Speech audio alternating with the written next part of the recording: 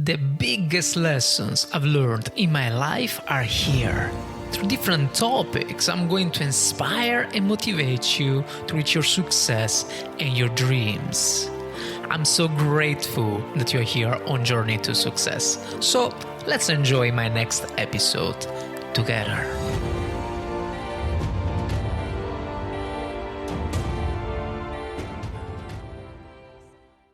In this podcast, I would like to focus on different experiences of failure and success that have shaped into the person. This person is you today. So you say that you're ready, so I'm going to start. So your journey from your father's ministry to pursuing your own path must have had some punch along the way, I guess. I read a little bit about your biography, and I also watched some video podcast, very interesting. But can you share some of the challenges and maybe even funny stories that happened during this transition? So let's start from the beginning. Well, I mean, if we just start from the beginning. Look, I was born in Ghana, West Africa. My father's from Ghana. My mother's Japanese. I grew up in London. So I'm from everywhere and nowhere.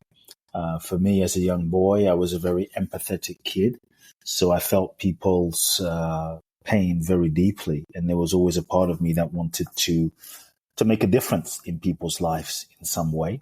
And that was always very, very present. And so as a young boy, I would feel people. I just didn't know how I could help them. And so as a young boy, like my first memories were, some would say my childhood was a bit different, but for me, my childhood, I didn't feel was different. I just felt it was normal because I didn't know anything else.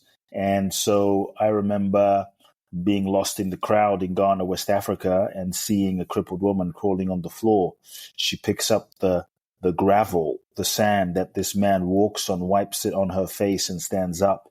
And so week after week, I grew up seeing blind people see and deaf people hear and people stand up out of wheelchairs. The same man whose gravel she picked up would look at a woman in a wheelchair and say, "Hey, stand up, you're not sick." And he would put his hands on them and they would be healed. Or he would look at someone who came in with crutches and they hadn't walked in a few years and he would say, "Hey, throw your crutches away," and they would be healed. And so week after week, I grew up in this environment of, you could say, the miraculous and possibilities and miracles. And it just, it just felt normal to me. I didn't know anything else. So I think in that sense, it was a real blessing because I grew up with the sense that everything was possible. And so when I was age 8, my father built 300 churches. This man was my father, as I mentioned. He built 300 churches in Ghana, huge church in London. And so when I was age 8, I started speaking in my father's churches. When I was 14, I was ordained as a minister and given the mandate to take over my father's churches. I was deemed his successor, which was a big deal.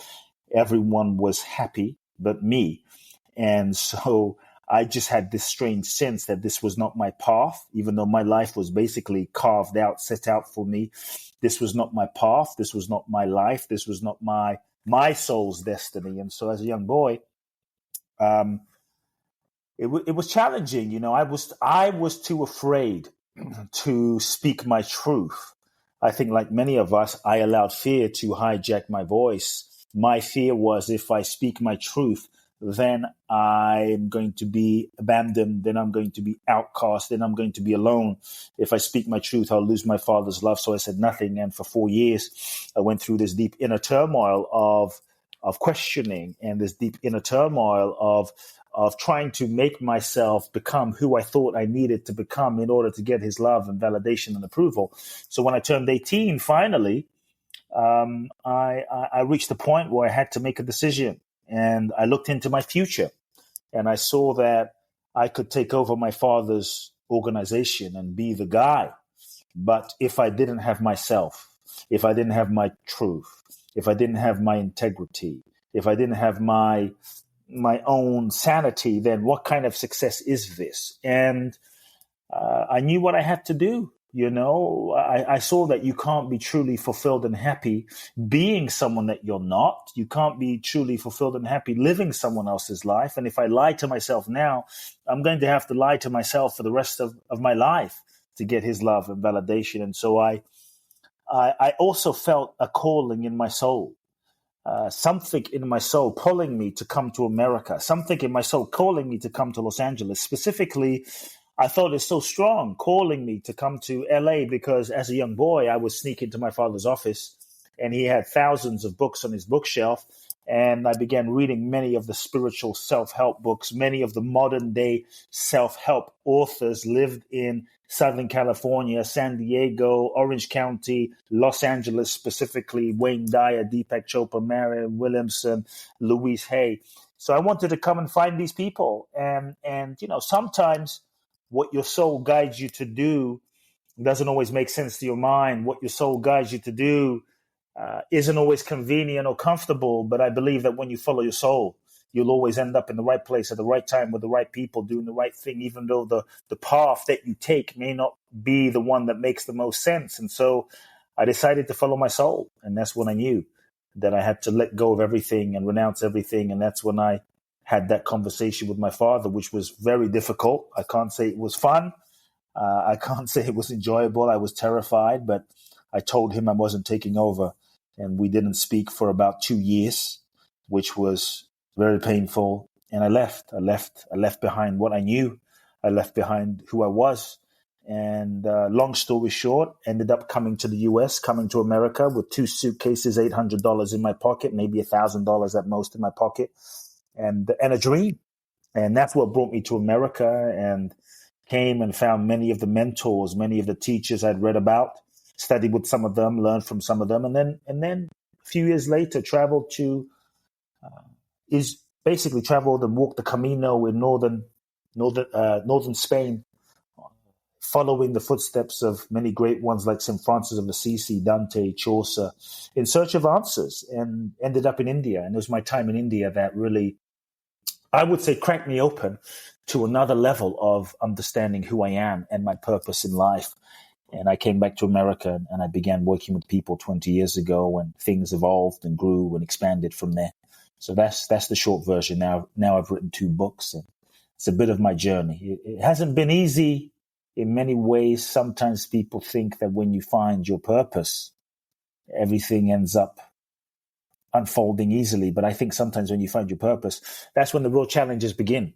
You go through some soul tests in order to grow, in order to evolve, so that you can realize and uncover more of your true self. And there were many tests along the way, but I'm glad I persevered. It's interesting. And in your voice especially, I noticed that I hear a person who clearly is successful in his way, especially in a spiritual way, as I am understanding. But is it possible also that you are a bit sorry about what happened in your past? So my next question is, do you have any regrets about it? Bit sorry. I'm not sorry at all for anything that happened. Sorry for what? What is done at the time? Yeah, I was terrified. I was scared at the time. As a 17-year-old kid, it was difficult. It was hard. It was not easy. But I have zero regrets and zero feeling sorry about anything now. I made peace with that long ago. See, to me, life is very short. And at the end of your life, you can't go to God and say, hey, God, can I get a refund on those 2 years I wasted in that relationship? Can I get a refund on those 5 years I worked at that job that I hated? God will give you no refunds at the end of your life. There's no refunds. And the truth is, all of us will die. You, me, Jesus, Gandhi, Bruce Lee, Muhammad Ali, Bob Marley, David Bowie, Martin Luther King. We will all die. It's the only guarantee. And so when death comes, the question is, are you ready? And if not, why not? And if death comes, what's unsaid? What's ungiven? What's uncommunicated? What's unexpressed? What's unloved? What's undone? Will we die full of regrets, or will we die with the peace and knowing that we have lived this life fully? And to me, part of success, true success, is not simply what you achieve and what you attain. You know, you talk about failure to success. Well, what is failure and what is success? What is failure and what is success? You know, in our culture today, we tend to define success as the achievement of, the fulfillment and achievement of a desired objective and outcome. But in the purpose of achieving a desired objective and outcome, a car, a house, a career, if you betray yourself, if you lose yourself, if you become less of your authentic self, is that success? When you sacrifice your integrity and authenticity and essence in the process. To me, that is a failure. And so what is it to gain the world but lose yourself? To me, real success is the degree to which you become your authentic self. Real success is the degree to which you realize who you truly are. Real success is the degree to which you learn the lessons for why you attracted situations in your life or relationships in your life. To me, we are all souls that incarnated into this human experience in order to learn, in order to grow, in order to evolve. And I think every single experience and relationship is simply the classroom for our soul's growth and evolution. And so I think when we're able to learn and grow and evolve, when we're able to learn, grow, evolve, and become more, then we are succeeding. And the real success is not just attainment of the goal, but who we become in the process of living. Because at the end of the day, at the end of your life, if the world loves you, but you hate yourself, this is failure. At the end of your life, you don't take your shoes with you, your socks with you, your underpants with you, your car with you, your iPhone with you, your watch. You take nothing with you other than the degree to which you loved and the level of your own consciousness. And so to me, this is real success. So in that sense, I have total peace in my heart. And I think it's important that we all find that peace in our heart, because it's your life. It's not your father's life. It's not your mother's life. It's not your friends on social media's life. It's your life. And if you can be at peace with the choices you're making, you're a success. I totally agree. Also, it's important to know that people have to deal with their past. Mm-hmm. That's totally normal. Mm-hmm. So as much as they make peace with themselves, right, then they can build their future. So that's what you're doing. That's what we are doing, all of us. That's what human beings try to do, and that's how you can achieve great things. Also, thanks of failure. Failure is just an instrument, a tool to reach what you want to become in the future, as much as you don't give up. Okay, and that's my philosophy about also failure and success. And they just work in the same binary. And talking about this, actually, can you tell us about a time where you faced a setback or failure? Before we go through, if you're enjoying this podcast, please consider taking just 3 seconds to share it with someone else. It is a small gesture that could make a big difference in someone's day. Now, sit back and enjoy the rest of the episode.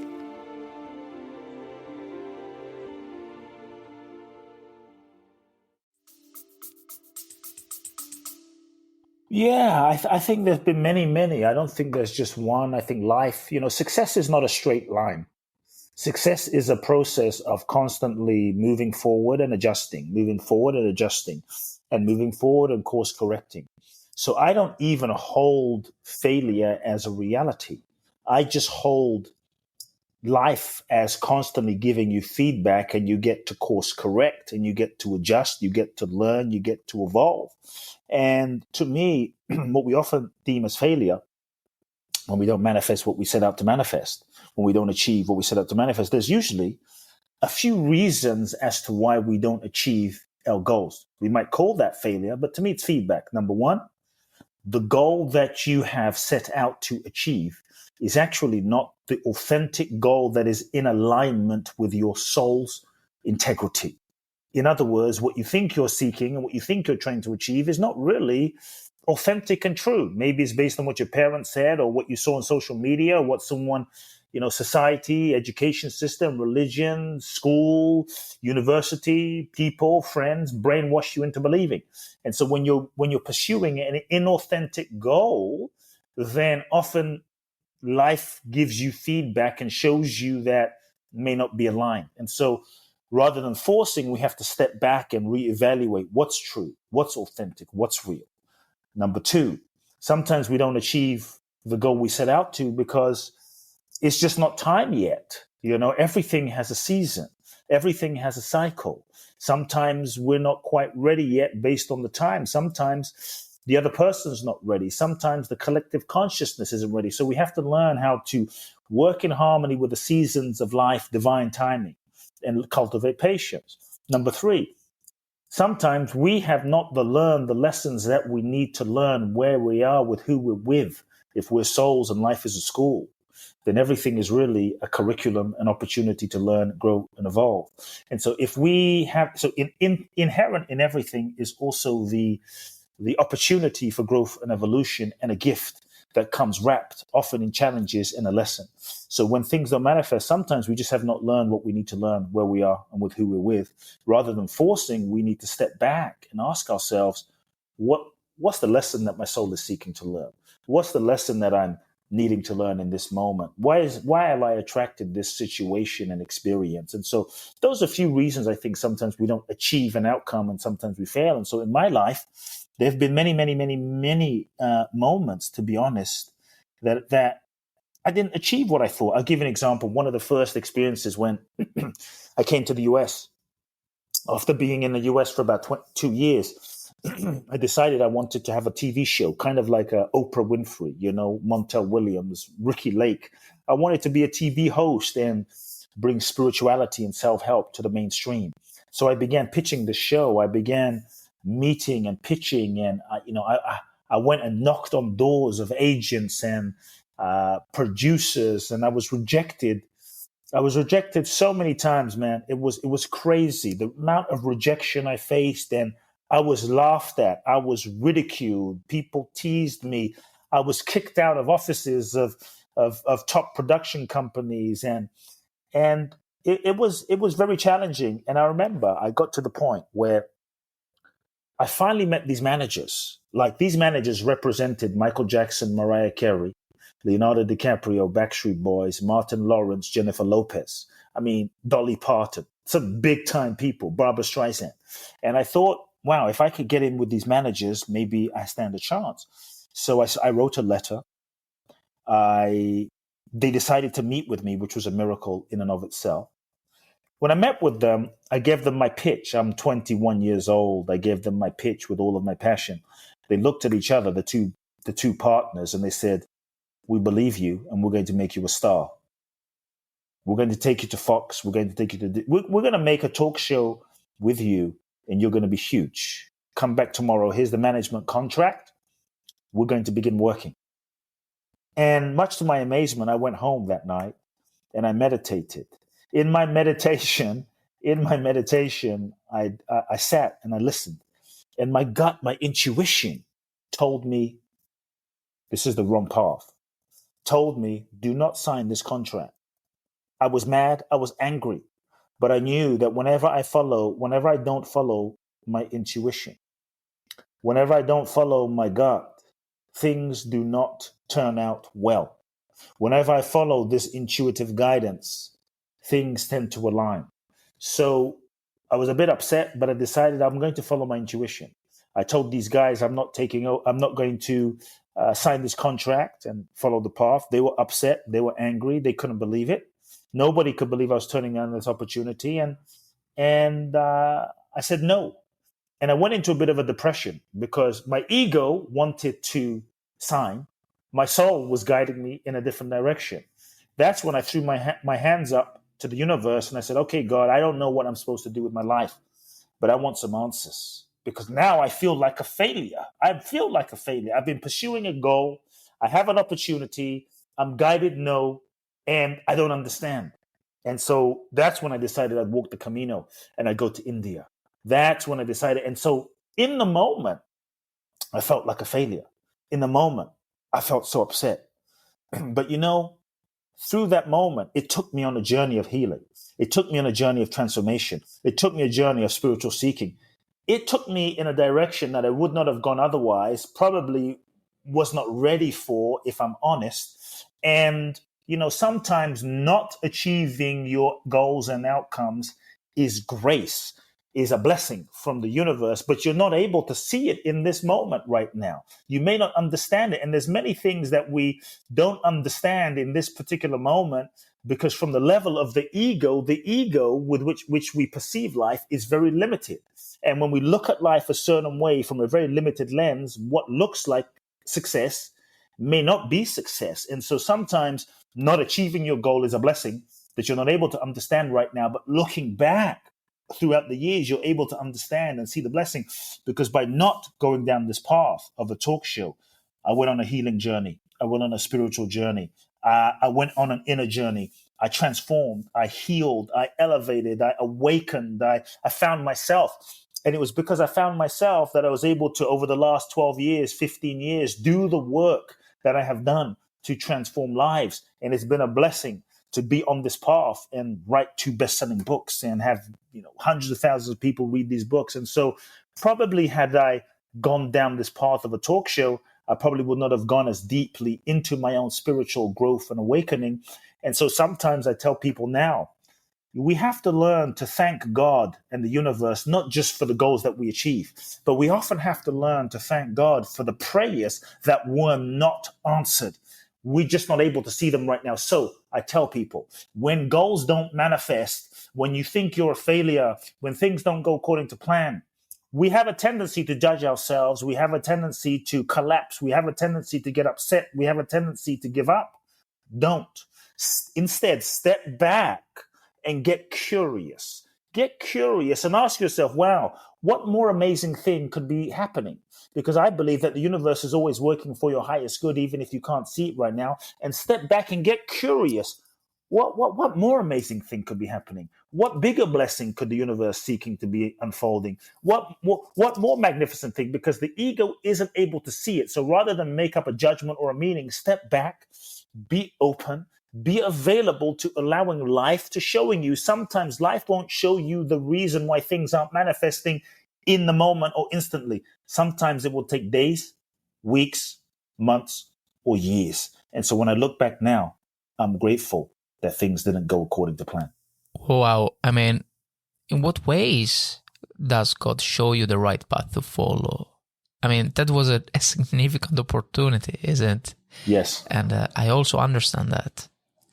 It's as if God is telling you to understand your ego, recognizing it, that it may not be guiding you in the right direction, but how does it manifest to indicate the right path or the wrong one? Could you provide some example? So this concept is quite interesting and almost seems magical. So I would like to learn more about it. Look, which ways? Which ways? Okay. For me, I can only speak from my life. For me, I felt a nudging and an intuition and a sense and a feeling. Don't sign. Okay. It wasn't a loud thing. It wasn't a siren. It wasn't a billboard. It was just this deep gut feeling. This is not right. This is not correct. Now, I didn't know what that would mean. I didn't have any guarantee where that would lead me. I didn't have any proof. God didn't float from the sky. It was just a sense. And many times we all have this sense. We often just don't listen to it. Why? Because we're not still. We're so busy running around that we don't tune into it. And sometimes we intentionally distract ourselves and keep ourselves busy because we're afraid if we actually sit still, we will actually hear our intuition. And so the intuition will speak to you sometimes in very subtle ways, in very soft ways, in very gentle ways. We have to create the space and the time to listen and be still and tune in and feel into it. Sometimes it will manifest as a sensation in your body. Sometimes it will manifest because things won't flow. And so whenever you feel yourself trying to force something, force life to be something and make it from force, you know that things may not be quite right. And so your gut intuition, your soul will speak to you. God, whatever label you want to put on it, will often speak to you in a sense of that feeling, that sense, like something doesn't feel right. We often just don't listen to it because it doesn't make sense to our mind. But the truth is that guidance is arising from a deeper dimension than your logic or your mind. So we must learn. We must learn to hear it. We must learn to listen. Create the space and the time to listen. The other thing I found is life has a natural flow. And we have to allow life to lead us. We have to allow life to guide us. We have to allow life to show us. And when we become still and we're open and available, sometimes we get so attached to what we want. We get so attached to what we think we want. We get so attached to, it's got to be this person in relationship. It's got to be Fabio. It's got to be Susie. It's got to be Kute. That we're not open. We're trying to make something into something that is not. This never works. This only leads to anxiety and stress. And so rather than force, be open. If you become still and you're available and you're open, life will show you. Life will bring things. Life will bring situations. And so we have to learn to, shall we say, follow the clues of life. When I walked the Camino in northern Spain, a 900-kilometer trek, part of the ancient walk on ley lines was all you have to. Now, these days, people use maps and phones and what have you.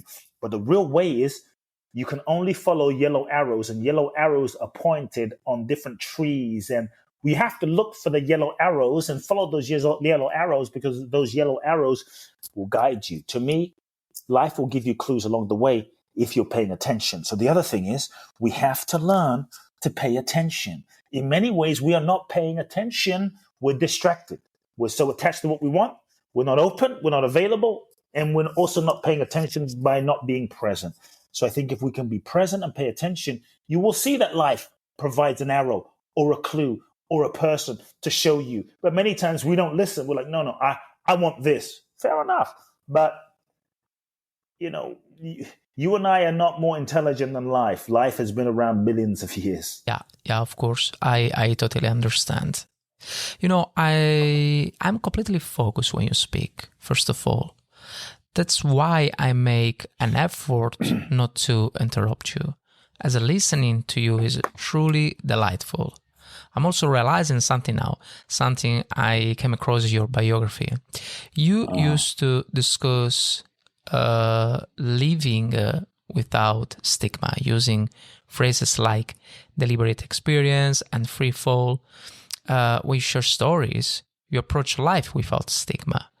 For instance, when you mention how people are too much focused on their phones and social media, we tend to miss the signs all around us, right? So this is because we're too busy trying to mimic others, whatever their man or woman.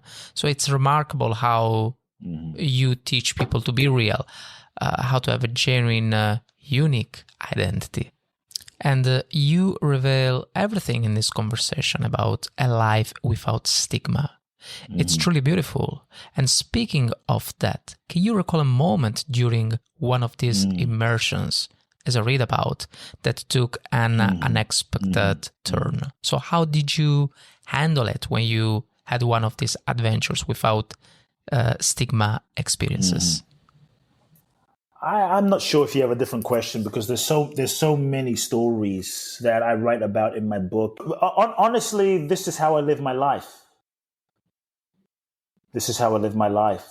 Yes, it's not just a journey.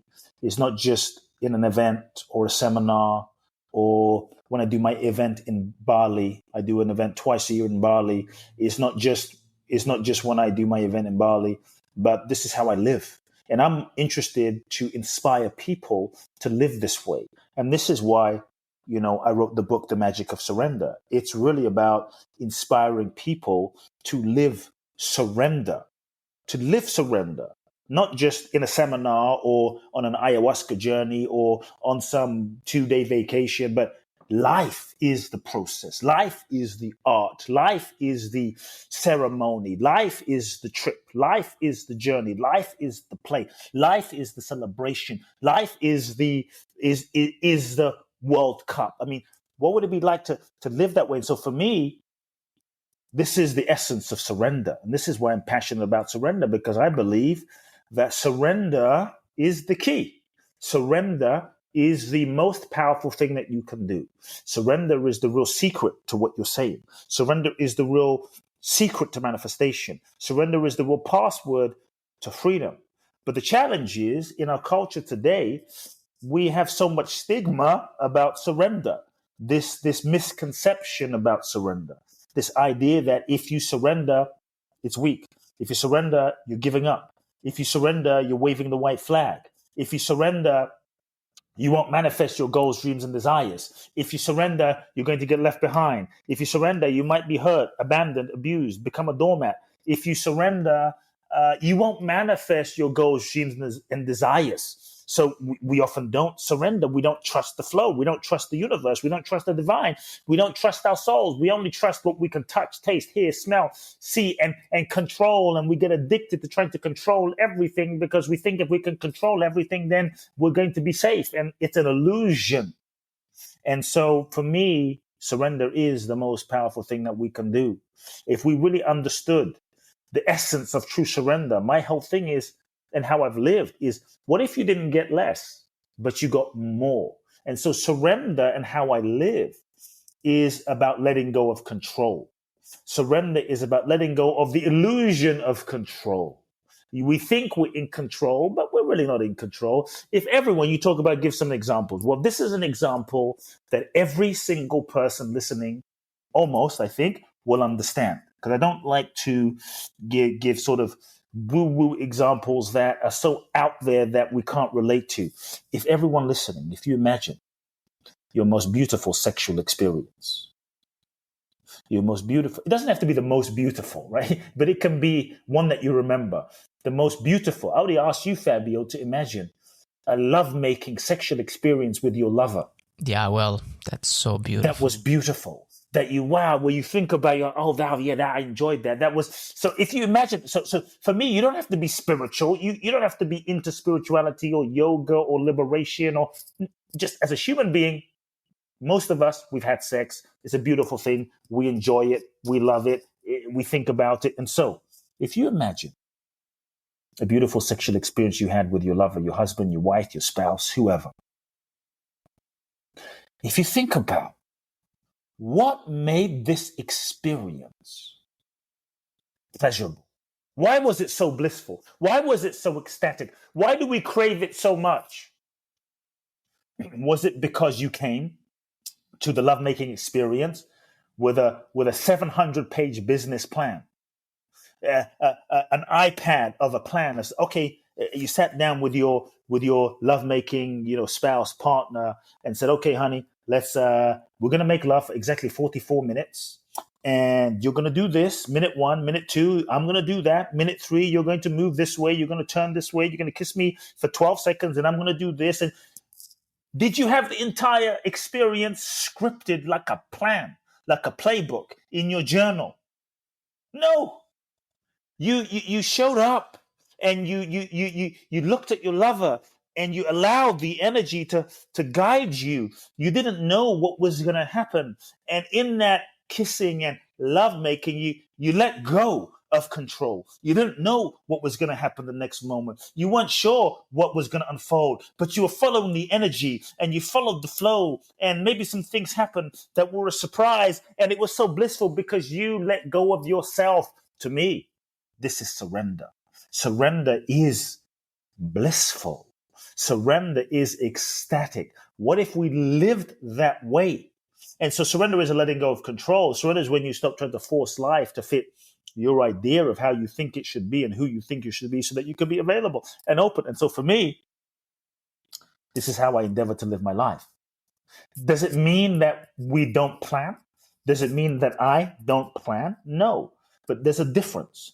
The old paradigm of living is, I call it the ego-based model for living, which is all about know what you want, get clear on what you want, and make it happen, which is great, but it is limited because we don't ask the question, who is the I that is decided?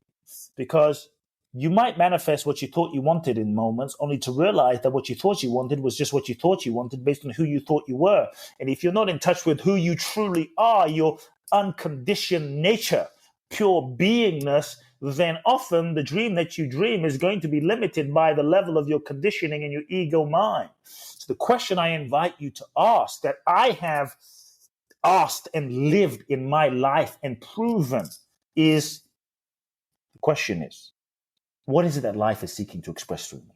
What is it that life is seeking to manifest through me? What is it that life is seeking to create through me? What is it that life is seeking to unfold and express through me, and to allow yourself to catch that vision, to tune into that, to align with that, to feel that, to sense that, to attune to that. And when you attune to that, then you can bring your mind, your ego, your personality in sync with the deeper flow of your soul, the deeper flow of the divine intelligence. Then you can go into action.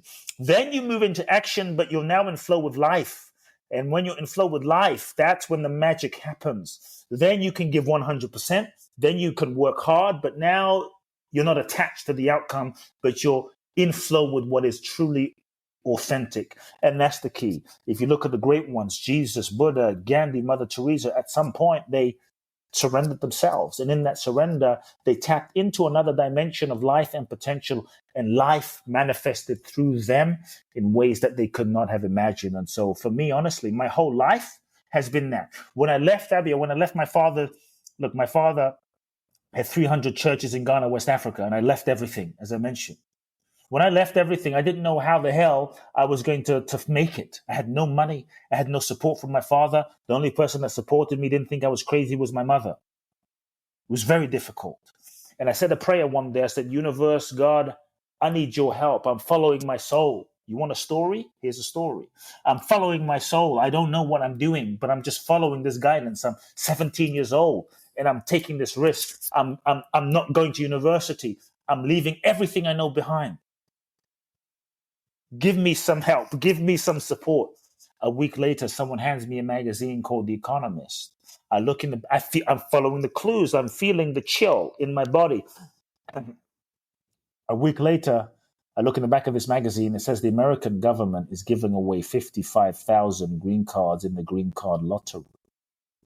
That's when I felt something strange, and I knew something was happening. I looked in the back of this magazine. I decided that I would apply for the green card through this law firm. Long story short, I was told by September the 18th, if you don't hear that you've won a green card, just move on with your life. By September the 18th, I'd heard nothing. I was mad. I was angry because I really believed I was going to win. So I decided I would pack my bags and go to America without a green card by myself. I guess it's illegal, but I was a kid. I didn't know any better, And I packed my bags. And that night, I told my mother, I'm going in the next week to America. She said, but you don't have a green card. I said, I'm going. I know I'm meant to be there. I got a phone call that night from the law firm I applied through. The lawyer said, we just got your notification today. You won a green card.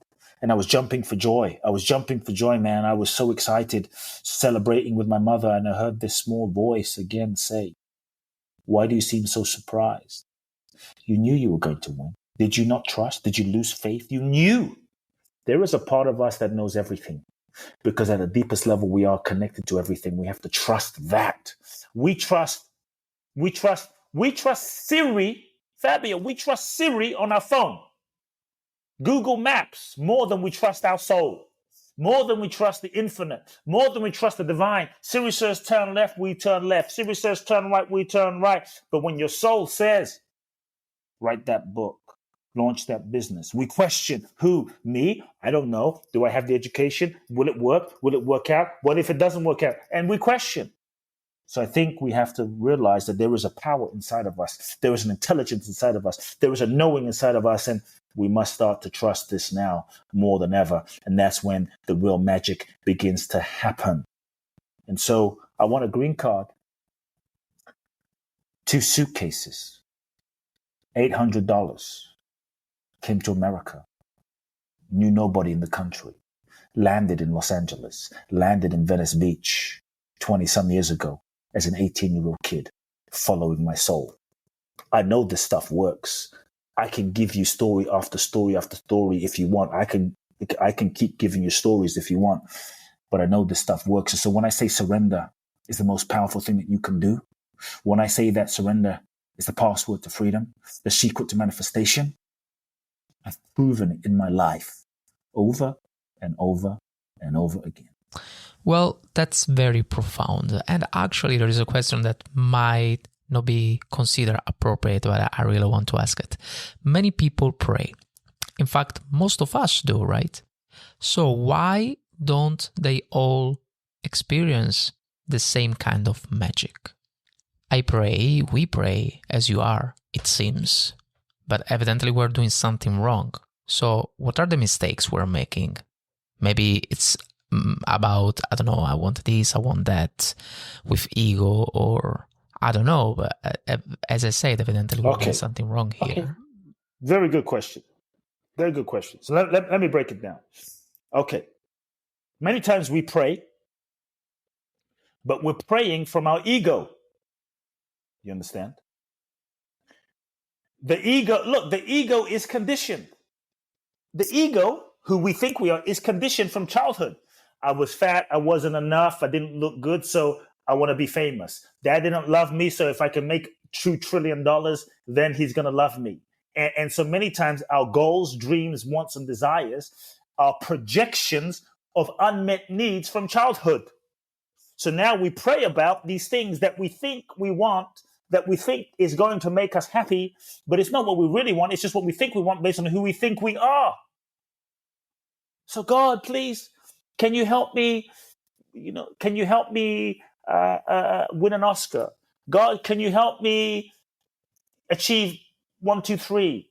And so what we think we want is not what we really want. It's just it's just based on what we think we are.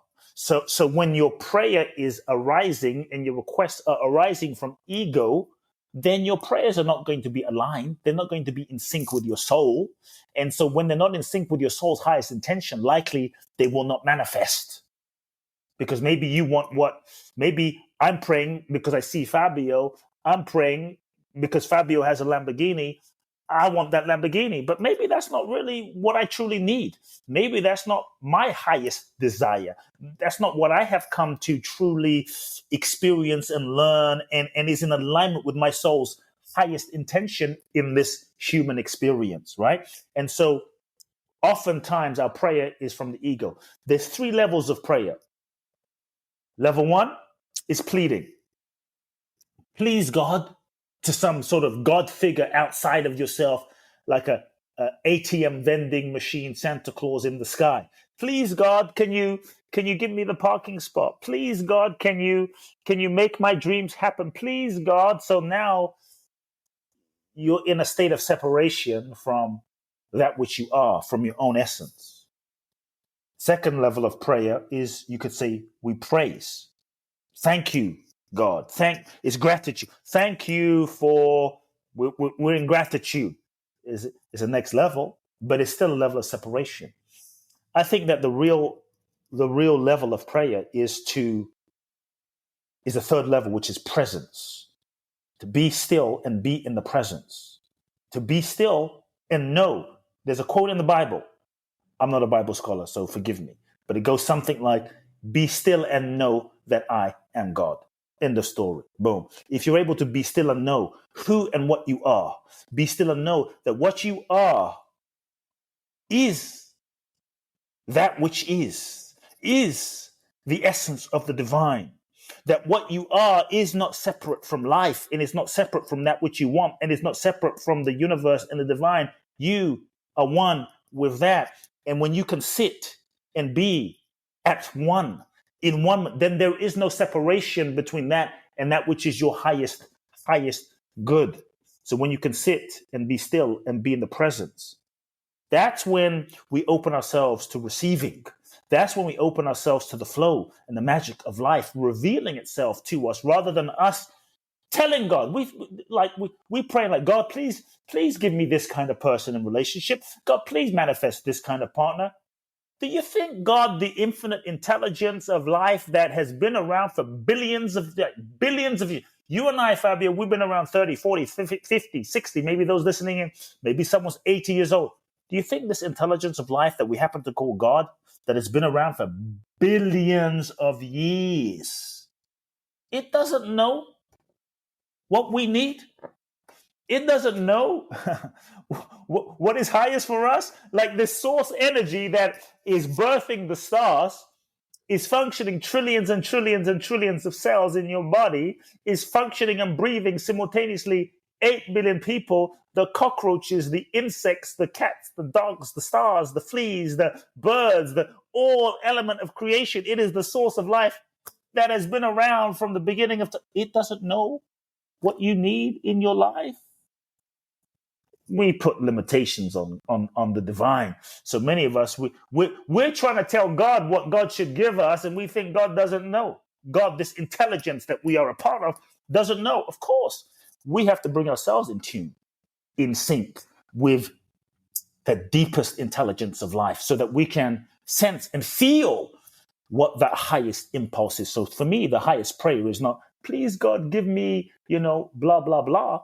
It's to be still, rest in silence, and attune ourselves to feel what is seeking to express through us so that we can catch that vision and then operate in alignment with nature and the flow of nature. That's when we're in flow. That's when I think miracles happen more than anything. Many of us were trying to manifest against the flow of what is our nature rather than in sync with the flow. Does that make sense? That's so interesting. I was thinking about the story of the goat's cake. I don't know if you know about it. So there are different versions of it.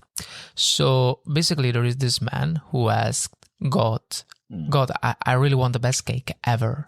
So the next day, the man received an egg, some flour, and water. Again, he says, God, I want the best cake ever. I don't want eggs and water. I want the best cake ever, right?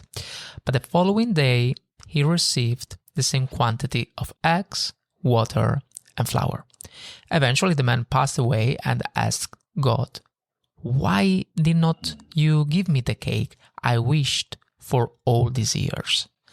God answers, I gave you all the ingredients you needed: eggs, water, and flour.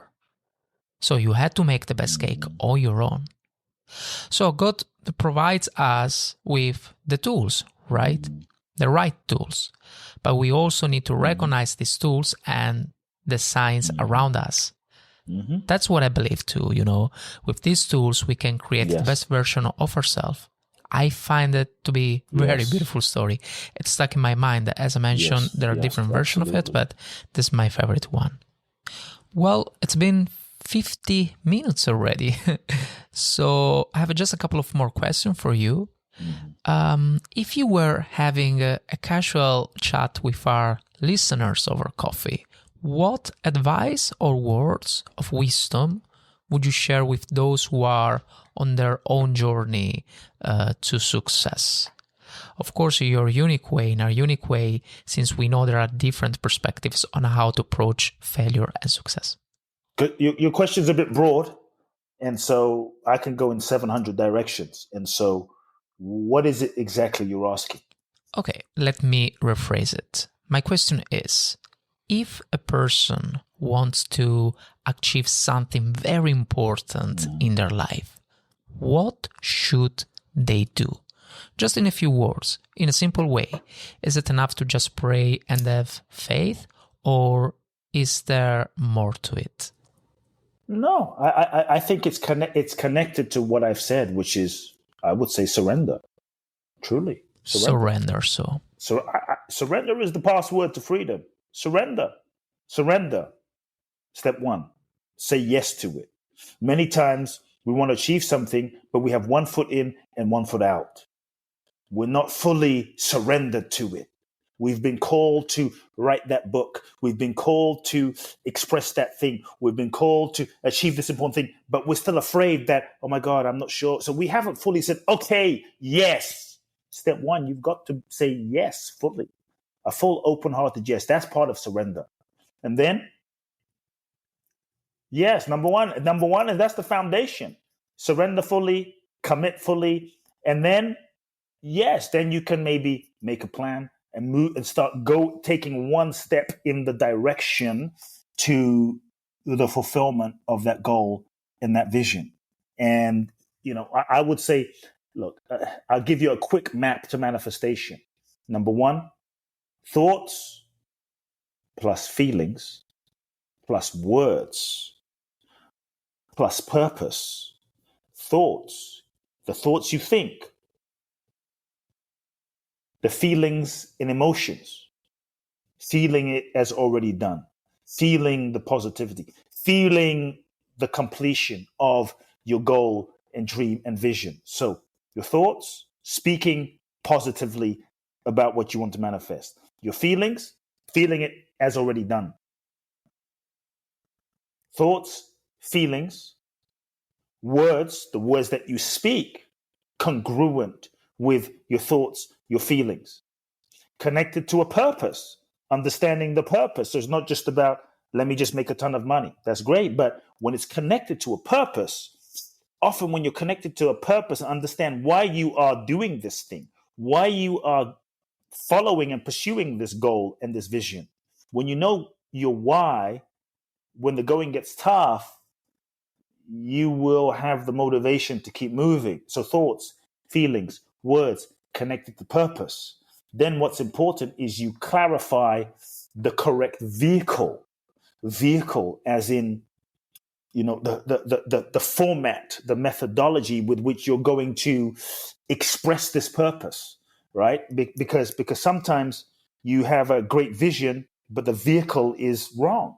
The vehicle is not effective. You and I, if we wanted to go to Bali, Indonesia, we could say, well, I want to go to Bali. Great. I'm going to walk there. We know we want to go somewhere important, but walking to Bali is going to from Italy or London or the US will take you months. We can say, well, I want to motorcycle there. Still take you months. I'm going to boat there. Probably take you weeks. I'm going to fly there. Now it takes you a couple of days. And so we have to then understand and choose the right vehicle to fulfill that important thing.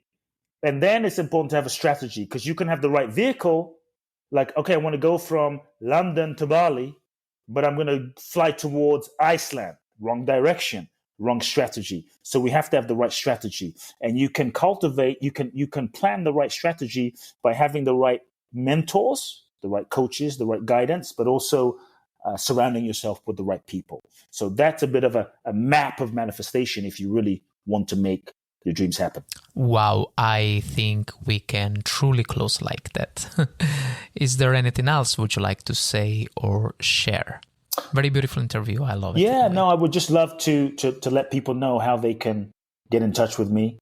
And perhaps if you're inspired by the interview, I would say definitely, folks, check out the book, The Magic of Surrender. It's available on Amazon. Get the paperback version. Depending on when you listen to this interview, if you're inspired and maybe you feel ready for the next level, you feel you've been put on the planet for a purpose bigger than yourself, and you're ready to heal, you're ready to transform, you're ready to clear the inner subconscious blocks. Twice a year, I do a very, very, very life-changing event to Bali. And it's incredible. I've done 21 of these events. Actually, this December is the final event I'm doing in Bali ever. It will be the 22nd event I do. It's called Boundless Bliss, the Bali Breakthrough Experience. And so if you feel ready for your next level, you can find out more information. Go to www.boundlessblissbali.com. Boundlessblissbali.com. Find out all the info there. Watch the video. Apply. We'll take the next step. Also, Instagram. Follow me on Instagram. Kute Blackson. Kute. Kute Blackson. Say hello. And look forward to connecting with everybody. Love it. Love it. Love it. Good. Thank you so much. Thank you so much for being here.